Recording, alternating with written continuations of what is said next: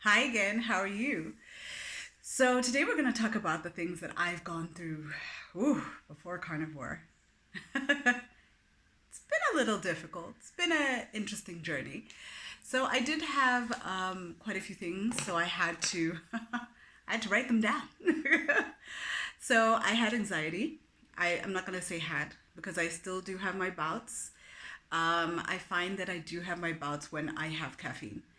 That's just something I think becomes a little bit more evident when you start removing things from your way of eating and sticking to such basic foods.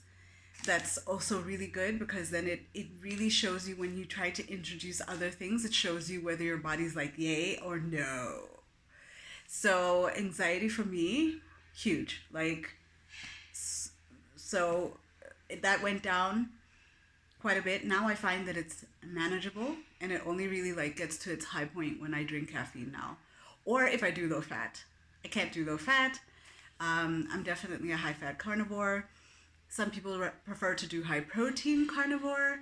But it's all about experimentation, what works for you. So for me, I definitely find that high fat carnivore really helps because I used to have insomnia and I find that if I have quite a bit of fat just before I sleep, I'm out.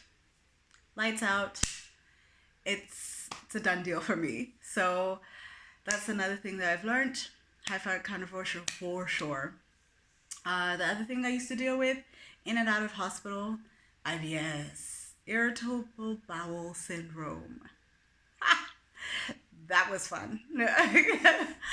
So I found that, in my late teens, I would have it, but like it would be once in a while. It would be really, it would happen. Then a year or two would pass. Then nothing. Then all of a sudden it would happen again. So I basically figured out it was during high stress times. But then when I got older, it started to happen more and more often. It became every 6 months and then eventually became once a month.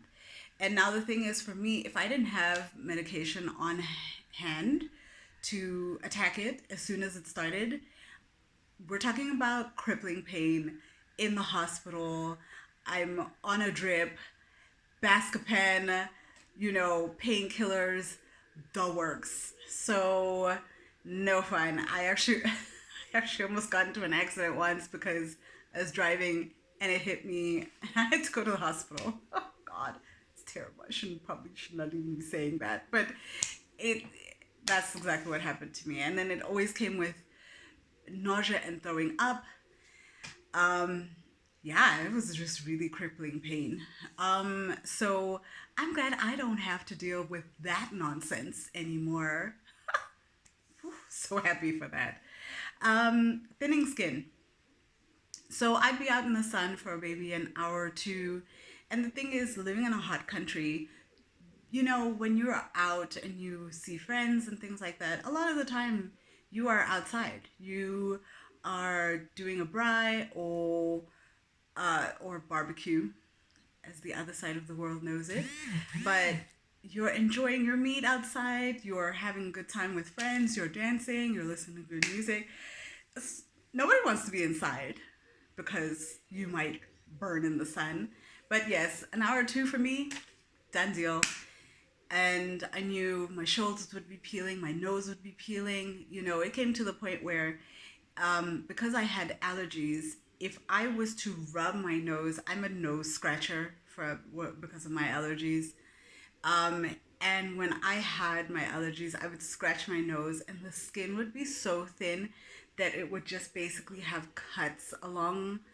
And when we started wearing masks at the beginning of lockdowns, oh, that was bad. Like I had to start rubbing my nose with salve in the mornings, beeswax salve every morning before putting on a mask because if I didn't, my nose would be just raw, the skin there.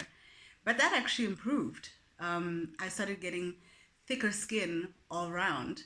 It also meant that my acne came back for a short time, so that was not fun, but I knew it was just part of the healing process. So now my skin is a little bit better. It's calmed down more. I do still get flare-ups, but I notice that happens when I have too much dairy. Like I can have dairy once in a while and it's fine, but at some point when I overdo it, my body is like, whoa, by giving me acne.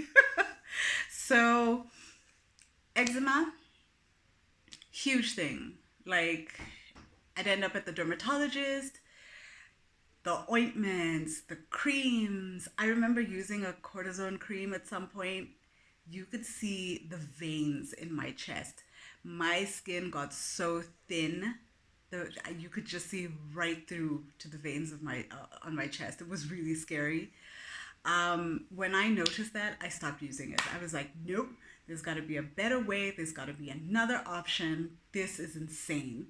So that's something I've gone through. Now, nope.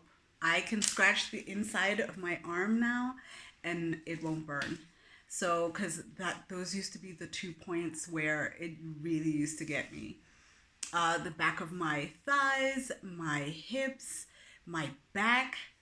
Oh, it was bad. So at some point, I remember during my healing process, it got so bad.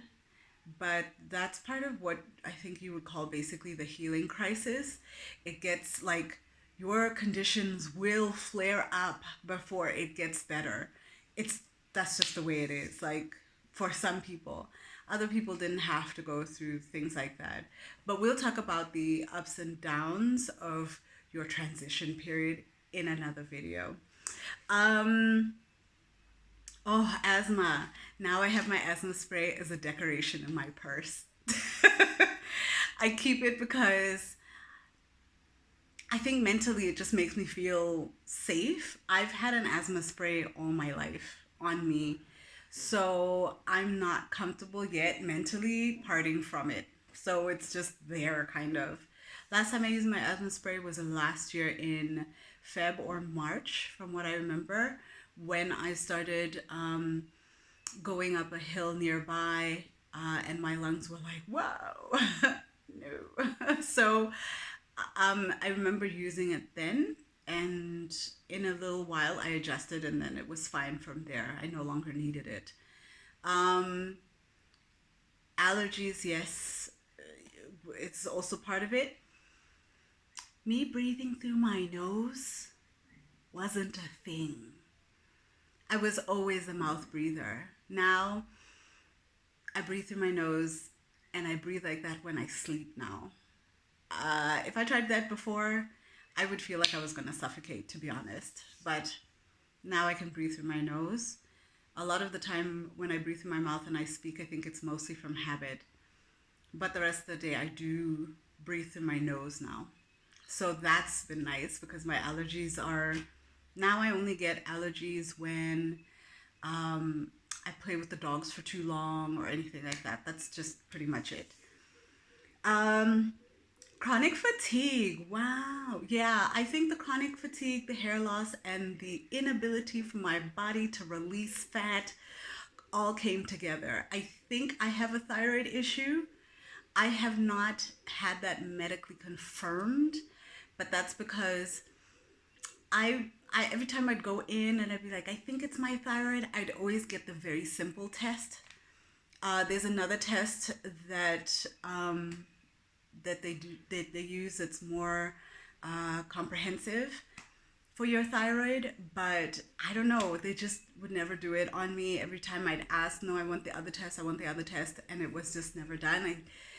I'm not gonna say it was arrogance. I think, not always medical professionals do not, some of them do not always keep to learning about what's new.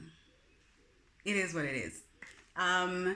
So I knew about a more comprehensive test. It was never done on me, and I do think I had a thyroid issue, because by the time the test that they do right now, that's the simple test, what they say is by the time you actually have an issue with your thyroid that shows up, now it's something more severe. That's not, yeah. So I had hair loss, inability to lose weight, and chronic fatigue. But my fatigue was crippling. It was to the point where getting out of bed, I would cry some mornings just because I did not have the energy to get out of bed. That's it. Like it was that bad. And I'm not a person who wants to be upset and mopey. That's the thing. So there was that for sure. Painful periods. Ooh, yeah. I was also on a bunch of medication for that too. Every month I knew it was time to stock up on pills. Very heavy flow as well. Yeah, it was really uncomfortable. Now my flow is much lighter, less pain. Who doesn't want that? So I'm really happy about that.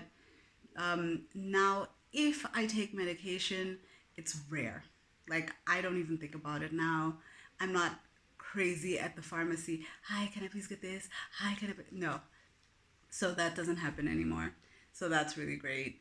Um, oh, yeah, joint pain and insomnia, the last two things. So, joint pain, part of it, I really thought part of it was just because of my physically demanding job.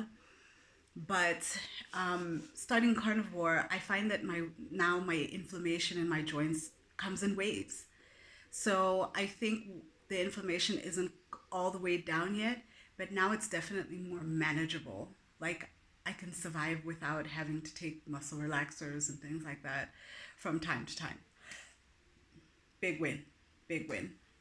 Insomnia, butter is now my sleeping pill. I'm just saying. That's what it is. So now I will, if I'm not sleeping well, I'll literally get out of bed, chomp on a stick of butter, and in about 20 to 30 minutes, I'm out. Like either whether it's butter or pork fat or lamb fat or any kind of fat rendered. I just don't like the taste of chicken fat though. Yeah, I'll probably just cook with it, but not just to eat it as is. But the rest of the fats I can. So that's pretty much it for the things that I used to have, and some things I know have moments still of flare up. Ooh, like sometimes I know, like with my eczema, that will come back if I start eating anything else besides meat. It'll come back. Anything. I mean anything. So unfortunately, I can't have fruits right now. I can't have some veggies right now. I'm just gonna stick with it. I also suspect I may have leaky gut. So I'm trying to take this time to just basically let my stomach heal completely, and then we'll work on other foods. But for now, I'm going to use this as a healing protocol. I've decided to be long-term carnivore because meat is nutrient dense. Hello. It's nutrient dense and it's highly bioavailable. So for me, I'm just like, why not? So yeah, so those are some of the things that I've healed from, or at least are continuing to heal from. So it's been a great journey in that way. So I can't wait to return tomorrow. And then, we'll talk about another topic. Okay, bye guys.